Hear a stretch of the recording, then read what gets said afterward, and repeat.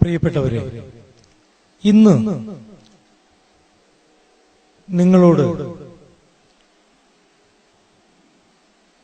കർത്താവായ യേശുവിന്റെ ക്രൂശീകരണത്തിന്റെ ഒരു വിശദീകരണവുമായിട്ടാണ് ഞാൻ നിൽക്കുന്നത്.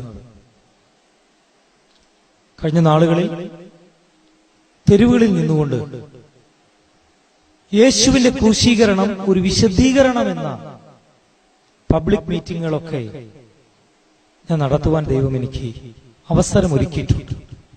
ആ സമയത്തൊക്കെയും പലരും വളരെ ശ്രദ്ധയോടുകൂടെ കർത്താവായ യേശുവിന്റെ ക്രൂശീകരണം അതെന്തിനു വേണ്ടിയായിരുന്നു എന്നുള്ളത് ശ്രദ്ധിച്ചു കേൾപ്പാനായിട്ട് ഇടയായിട്ടുണ്ട്.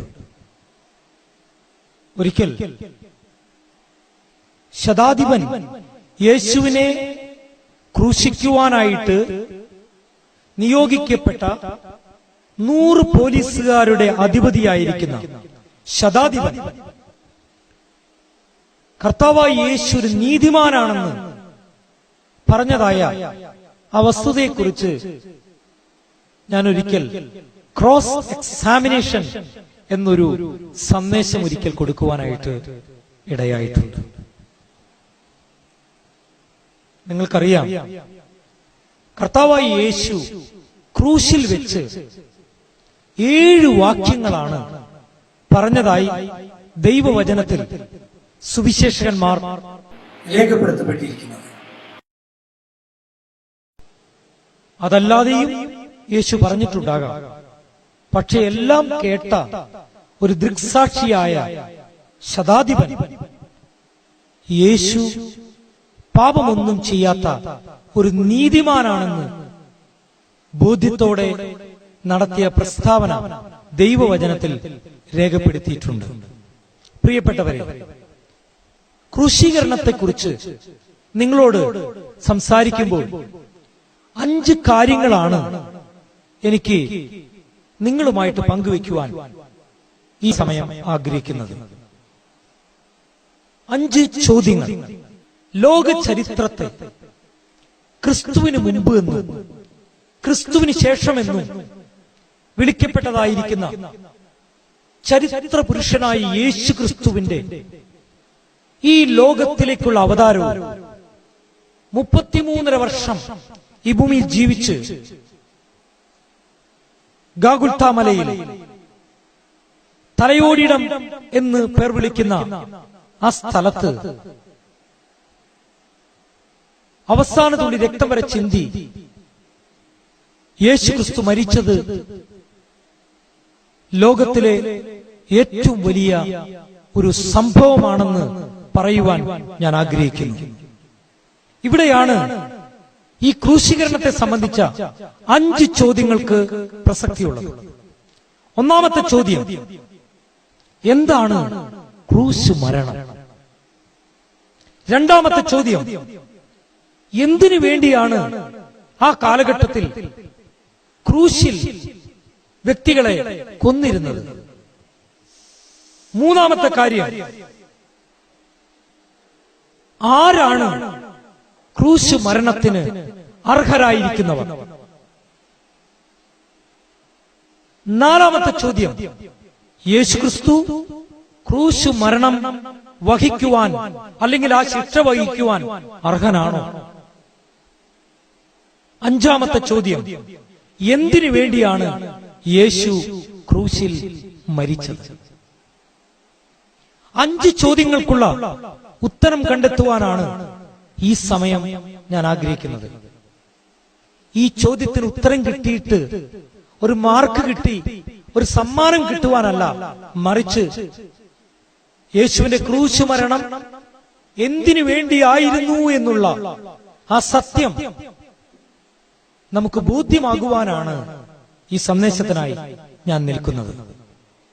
ഒന്നാമത്, എന്താണ് ക്രൂശ് മരണം?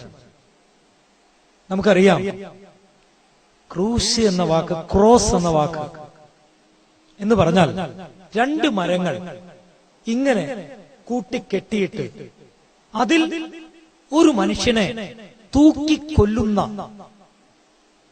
എന്ന് പറഞ്ഞാൽ കൈകാലുകൾ മുള്ളാണികളാൽ, ഇരുമ്പാണികളാൽ തറച്ച് കൊടുക്കുന്ന ഒരു ശിക്ഷാവിധിയാണ് ക്രൂശ് മരണം എന്ന് പറഞ്ഞത്.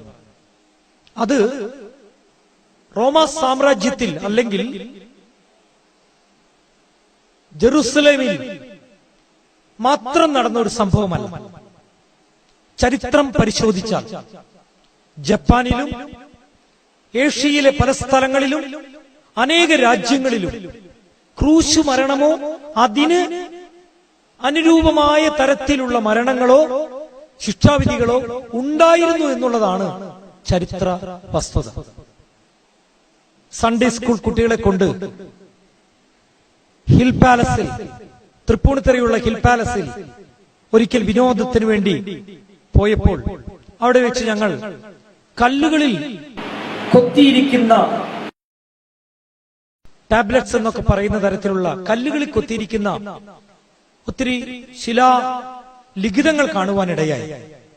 അങ്ങനെ അവിടെയുള്ള ആ മ്യൂസിയത്തിലൂടെ ഇങ്ങനെ കടന്നു പോകുമ്പോൾ ഒരു സ്ഥലത്ത് ചെന്നപ്പോൾ അവിടെ ഒരു പ്രാചീനമായിരിക്കുന്ന ഒരു ശിക്ഷാവിധിയെ കാണിക്കുന്ന ഒരു രൂപം ഞങ്ങൾ കാണുവാനിടയായി. അവിടെ എഴുതിയിരിക്കുന്ന ആ ഭാഗങ്ങൾ വായിച്ചപ്പോൾ ഒരു കാര്യം എനിക്ക് മനസ്സിലായി. പ്രാകൃതമായ തരത്തിലുള്ള ഒരു ക്രൂശീകരണമാണ് വളരെ നാളുകൾക്ക് മുമ്പ് നമ്മുടെ ഈ കൊച്ചു കേരളത്തിൽ പോലും നടന്നിട്ടുള്ളത്. അത് ഒരു മനുഷ്യനെ ഒരു ഇരുമ്പിന്റെ ഒരു കൂടിനുള്ളിൽ, ഒരു നെറ്റ് പോലെയുള്ള ഒരു കൂടിനുള്ളിൽ ഇട്ടിട്ട് അതിനുള്ളിൽ ആ മനുഷ്യനെ അകത്താക്കി ഏതോ വലിയ മരത്തിന്റെ മുകളിൽ അത് കെട്ടിയിടും മരിക്കുന്നതുവരെ. ജപ്പാനിൽ ഒരു ക്രൂശ് മരണത്തെക്കുറിച്ച് ഞാൻ വായിച്ചിട്ടുണ്ട്. അവിടെ ഒരു പട്ടാള ഉദ്യോഗസ്ഥന്റെ വീട്ടിൽ താമസിച്ചിരുന്ന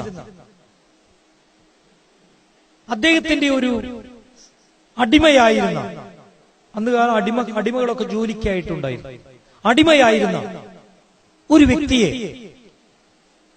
രണ്ട് മരങ്ങൾ, ഒരു മരത്തിൽ ഒരു കൈയും ഒരു മരത്തിൽ മറ്റേ കൈയും കെട്ടിയിട്ട് അങ്ങനെ തൂക്കിയിട്ട് കൊന്നതായിരിക്കുന്ന ഒരു ചരിത്രവും ഞാൻ വായിച്ചിട്ടുണ്ട്. എന്ന് പറഞ്ഞാൽ ക്രൂശുമരണം എന്ന് പറഞ്ഞാൽ ഏറ്റവും വേദനാജനകമായ, ഏറ്റവും കൂടുതൽ സമയമെടുത്ത് സകലവിധ വേദനയും വഹിച്ച് ഒരു വ്യക്തി മരിക്കുന്നതായിരിക്കുന്ന ഒരനുഭവമാണ് ക്രൂശ് മരണം എന്ന് പറഞ്ഞത്. പലതരത്തിലുള്ള കുരിശുകൾ നമുക്ക് കാണുവാനായിട്ട് ചരിത്രത്തിലെ പഠനത്തിൽ നിന്ന് നമുക്ക് മനസ്സിലാക്കുവാനായിട്ട് കഴിയും. ഇതുപോലൊരു ക്രൂശ് മരണമാണ് കർത്താവായ യേശു ഇന്നേക്ക് 2018 വർഷങ്ങൾക്ക് മുമ്പ് ഗാഗുൽത്ത മലയിൽ ദൈവവചനപ്രകാരം ഒരു യാഗമായി തന്റെ ജീവിതത്തെ സമർപ്പിച്ചു. രണ്ടാമത്തെ ചോദ്യം, എന്തിനു വേണ്ടിയായിരുന്നു ക്രൂശ് മരണം? ക്രൂശിൽ മരിക്കേണ്ട വ്യക്തി ഏറ്റവും വേദന വഹിക്കണം, ഏറ്റവും നിന്ദ വഹിക്കണം. ആ വ്യക്തിയെക്കുറിച്ച് ഒരാൾ പോലും ഓർക്കാൻ പാടില്ല.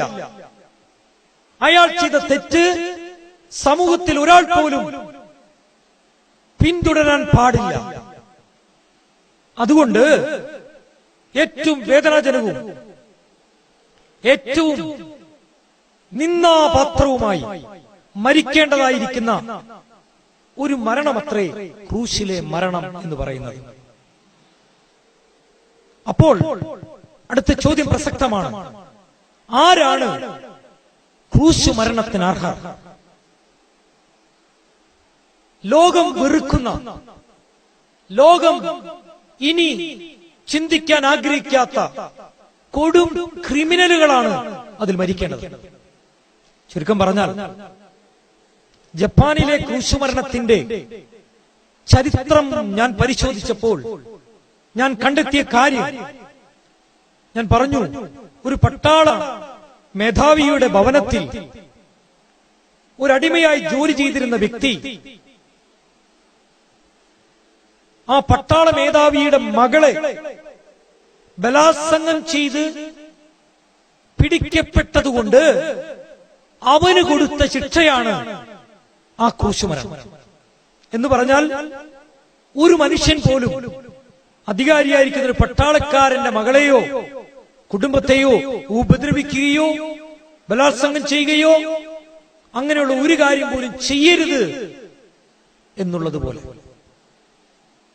ബൈബിൾ പരിശോധിച്ചാൽ പോത്തിഫറിന്റെ ഭവനത്തിൽ പോത്തിഫറിന്റെ ഭാര്യയെ കടന്നു പിടിച്ചു എന്നുള്ള ആരോപണത്തിങ്കൽ അവിടെ വെച്ച് തന്നെ ജോസഫിനെ കൊല്ലാൻ മറ്റൊരു ആരോപണത്തിന്റെ ആവശ്യമില്ല.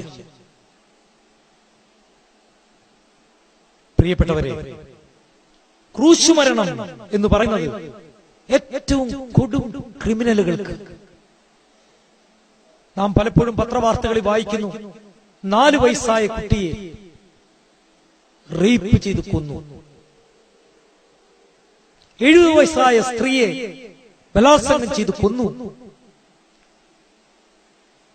അമ്മ മക്കൾക്ക് വിഷം കൊടുത്ത് കൊന്നു, പെട്രോൾ ഒഴിച്ച് വ്യക്തികളെ കൊന്നു. ഇങ്ങനെയുള്ളവർക്കൊക്കെയും കടുത്ത ശിക്ഷ കൊടുക്കണമെന്നാണ് പലരും പറയുന്നത്. അതുപോലെ കൊടുക്കുന്ന തോക്കില്ലാത്ത കാലത്ത് തോക്കുകൊണ്ട് വെടിവെച്ചാൽ ഉടനെ തന്നെ എന്ത് ചെയ്യും? ആള് പെട്ടെന്ന് മരിക്കും.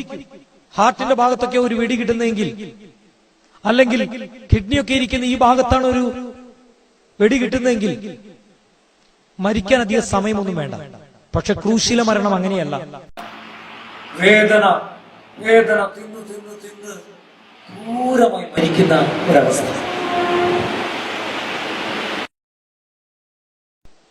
അപ്പോൾ ക്രൂശ് മരണം എന്ന് പറയുന്നത് ഏറ്റവും ശപിക്കപ്പെട്ട ഒരു വ്യക്തിക്ക് ലഭിക്കുന്ന ഒരു ശിക്ഷാവിധി എന്ന് വേണമെങ്കിൽ പറയാം. അതുകൊണ്ടാണ് ബൈബിളിൽ ലേവ്യ പുസ്തകത്തിലും പുതിയ നിയമത്തിൽ ഗലാത്യ പുസ്തകത്തിലും എഴുതപ്പെട്ട ഒരു വാക്യം എന്റെ ചിന്തയെ ഭരിച്ചിട്ടുണ്ട്. അതെന്താണെന്നറിയാമോ? മരത്തിൽ തൂങ്ങപ്പെടുന്നവൻ ശപിക്കപ്പെട്ടവൻ എന്ന് പറഞ്ഞാൽ ക്രൂശുമരണം എന്ന് പറയുന്നത് ഒരു ശാപമരണമാണ്.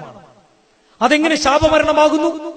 ശപിക്കപ്പെട്ട ശാപയോഗ്യനായ ഒരു വ്യക്തിക്ക് കൊടുക്കുന്ന ഏറ്റവും വലിയ ശിക്ഷയായിരുന്നു ക്രൂശുമരണം. ആ ക്രൂശുമരണമാണ് കർത്താവായ യേശു സ്വീകരിപ്പാൻ ഇടയായത്. പ്രിയപ്പെട്ടവരെ, ഞാൻ ചിലരോട് ഇങ്ങനെ പറയാറുണ്ട്, ശാപവും പാപവും ഒന്നല്ല. പലരോടും ചോദിക്കും, ശാപവും പാപവും തമ്മിലുള്ള വ്യത്യാസം എന്താ? ചിലർ പറയും രണ്ടും പാപമാണെന്ന് പറയും.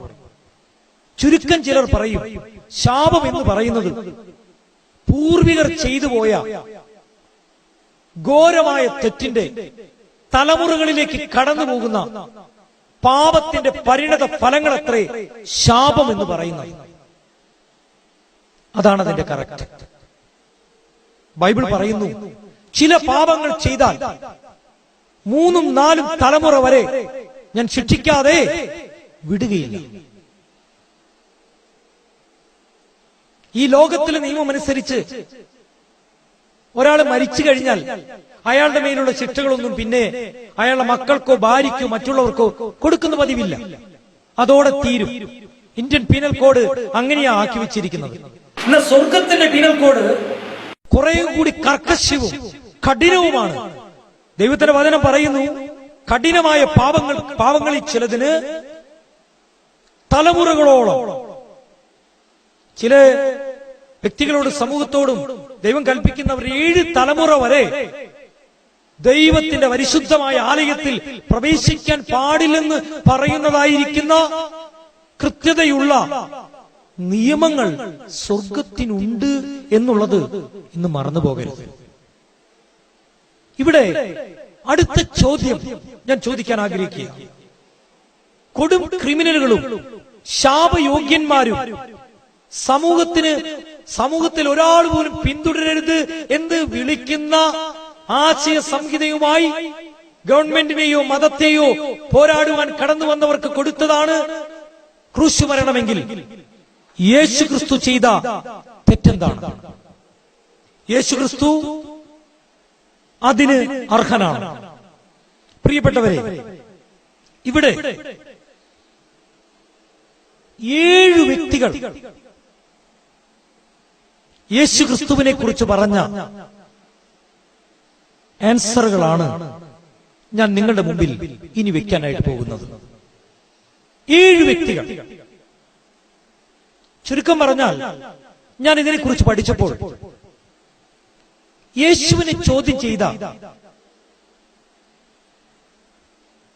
ഹെറോദോസ് ഉണ്ട്, പിലാത്തോസ് ഉണ്ട്, മഹാപുരോഹിതന്മാരുണ്ട്, പിന്നെ ദൃക്സാക്ഷികളായി മറ്റു പലരുമുണ്ട്. 8 വ്യക്തികളെ കുറിച്ച് ഞാൻ മനസ്സിലാക്കിയപ്പോൾ അതിൽ ഒരു വ്യക്തി മാത്രമാണ് യേശു ക്രൂശ് മരണത്തിന് അർഹനാണെന്ന് പറഞ്ഞത്.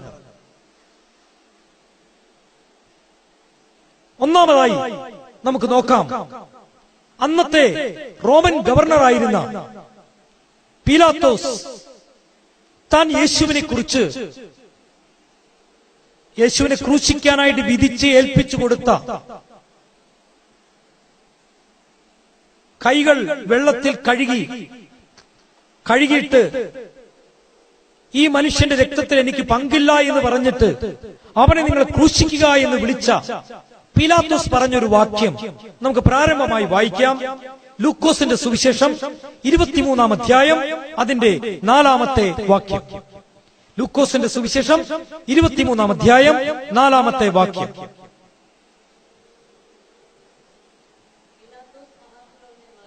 പീലാത്തോസ് മഹാപുരോഹിതന്മാരോടും പുരുഷാരത്തോടും ഞാൻ ഈ മനുഷ്യനിൽ കുറ്റമൊന്നും കാണുന്നില്ല എന്ന് പറഞ്ഞു. പ്രിയപ്പെട്ടവരെ, ഒന്നാമതായി ഒരു വ്യക്തിയെ ഞാൻ പരിചയപ്പെടുത്തിയ പീലാത്തോസ് പറഞ്ഞു, ഞാൻ യേശുവിനെ ചോദ്യം ചെയ്തു, തെളിവുകൾ വെച്ച് നോക്കി, യേശു ഒരു പാപം ചെയ്തതായി, ഒരു തെറ്റ് ചെയ്തതായി എനിക്ക് തോന്നുന്നില്ല എന്ന് പറഞ്ഞു. രണ്ടാമത് മറ്റൊരു വ്യക്തി, അധികാരമുള്ള ഹെറോദോസ്, അദ്ദേഹവും പീലാത്തോസും ബദ്ധവൈരികളായിരുന്നു, ശത്രുക്കളായിരുന്നു. എന്നാൽ യേശുക്രിസ്തുവിനെ വിചാരണ ചെയ്യുക നിമിത്തം എന്നെ അത്ഭുതപ്പെടുത്തുന്ന ഒരു കാര്യം, 2 എനിമീസ്, 2 ശത്രുക്കൾ യേശുക്രിസ്തുവിനെ വിചാരണ ചെയ്യുക നിമിത്തം എന്തായി മാറി? സ്നേഹിതരായി മാറുവാനിടയായി. യേശുക്രിസ്തുവിന്റെ സാന്നിധ്യം ശത്രുക്കളെ മിത്രങ്ങളാക്കുന്നു എന്ന് നിങ്ങൾ മറന്നുപോകരുത്. ഹല്ലേലൂയ. നമുക്ക് വായിക്കാം ലൂക്കോസിന്റെ സുവിശേഷം 23-ാം അധ്യായം അതിന്റെ 15-ാമത്തെ വാക്യം.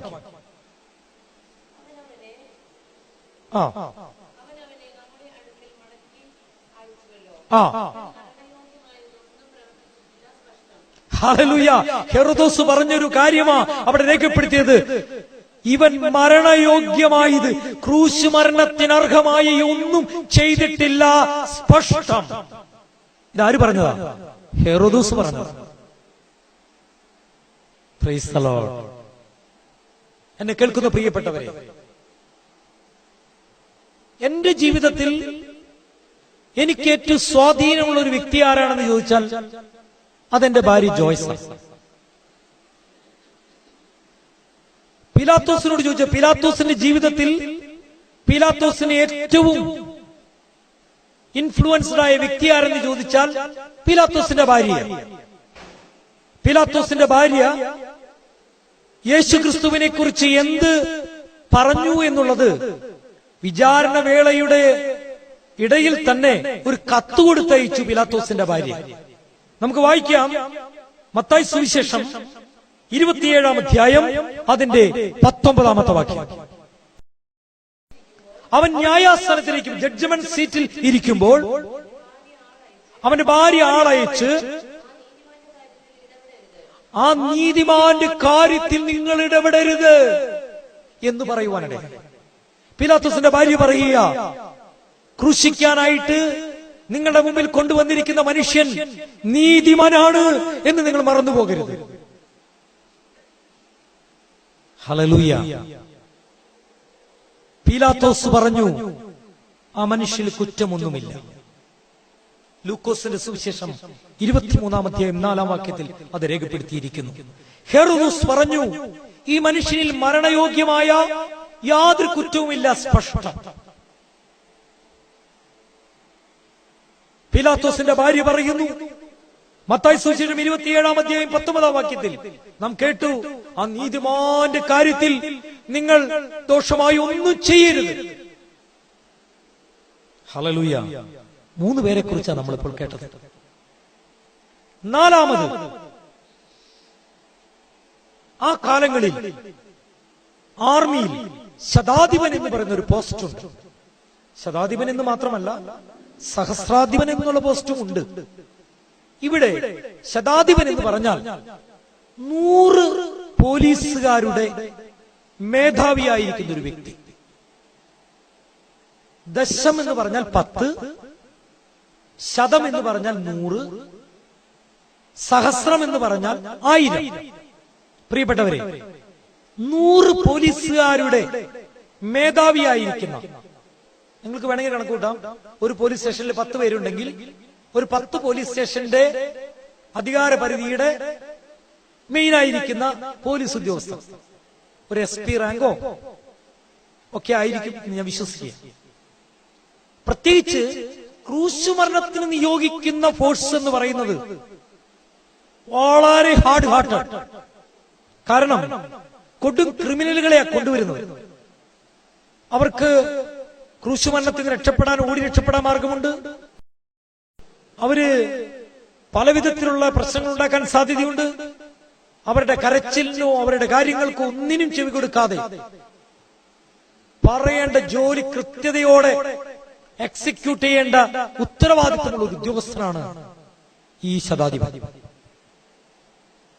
ഞാൻ നിങ്ങളോട് പറഞ്ഞു, ഈ ശതാധിപൻ എന്തുകൊണ്ട് യേശുക്രിസ്തുവിനെ നോക്കി ഒരു വാക്യം പറഞ്ഞു? ആ വാക്യം നമുക്ക് ആദ്യം വായിക്കാം. ലൂക്കോസിന്റെ സുവിശേഷം 23-ാം അധ്യായം അതിന് 47-ാമത്തെ വാക്യം. 4-ാമത്തേതായ ഒരു വ്യക്തിയെ ഞാൻ പരിചയപ്പെടുത്തുന്നു. ഈ സംഭവിച്ചത് ശതാധിപൻ കണ്ടിട്ട് ഈ മനുഷ്യൻ വാസ്തവമായി നീതിമാനായിരുന്നുവെന്ന് പറഞ്ഞു. മതി, ദൈവത്തെ മഹത്വപ്പെടുത്തും. പ്രിയപ്പെട്ടവരെ, കർത്താവായ യേശു ക്രൂശിൽ കിടക്കുമ്പോൾ പറഞ്ഞതായിരിക്കുന്ന 7 വാക്യങ്ങൾ ബൈബിളിൽ രേഖപ്പെടുത്തിയിട്ടുണ്ട്. അതിനെക്കുറിച്ച് ഒരിക്കൽ ഞാൻ ഒരു 1.5 മണിക്കൂറുള്ള ഒരു പ്രസംഗം നടത്തുവാനായിട്ടിടയായി. അത് മനസ്സിലാക്കിയപ്പോഴാണ് ഈ ശതാധിപൻ ഇങ്ങനെ പറഞ്ഞില്ലെങ്കിലേ അത്ഭുതമുള്ളൂ എന്ന് ഞാൻ മനസ്സിലാക്കിയത്. ക്രൂശിൽ കിടക്കുന്ന യേശു, പിതാവേ, ഇവർ ചെയ്യുന്നത് എന്തെന്നറിയായതുകൊണ്ട് ഇവരോട് ക്ഷമിക്കണമെന്ന് പിതാവിനോട് പ്രാർത്ഥിക്കുന്ന അനുഭവം ഒരുപക്ഷെ ശതാധിപൻ തന്റെ ജീവിതത്തിൽ ആദ്യമായി കണ്ടതായിരിക്കും. ഒറ്റപ്പെട്ടവളായി കർത്താവിന്റെ ക്രൂശീകരണത്തിൽ കുരിശിന് താഴെ ഇരുന്ന മറിയത്തെ നോക്കിക്കൊണ്ട് തന്റെ സ്നേഹിതനായ യോഹന്നാനോട്, ഇതാ നിന്റെ അമ്മ, മറിയത്തോട് ഇതാ നിന്റെ മകൻ എന്ന് പറഞ്ഞ് അവരുടെ ഉത്തരവാദിത്തങ്ങൾ ഏൽപ്പിച്ചു കൊടുക്കുന്ന ഒരു നല്ല മനുഷ്യനെയും നമുക്ക് ക്രൂശിൽ കാണുവാനായിട്ട് കഴിയും. അത് മാത്രമല്ല, ക്രൂശിൽ കിടക്കുമ്പോൾ തന്റെ അപ്പുറത്തും ഇപ്പുറത്തും കിടക്കുന്ന ക്രിമിനലുകളായിരിക്കുന്ന 2 പേരെ രണ്ട് കള്ളന്മാരിൽ ഒരു കള്ളനോട് ആശ്വാസവാക്കും നിത്യജീവന്റെ വാക്കുകളും പറഞ്ഞവനാണ് കർത്താവായ യേശു.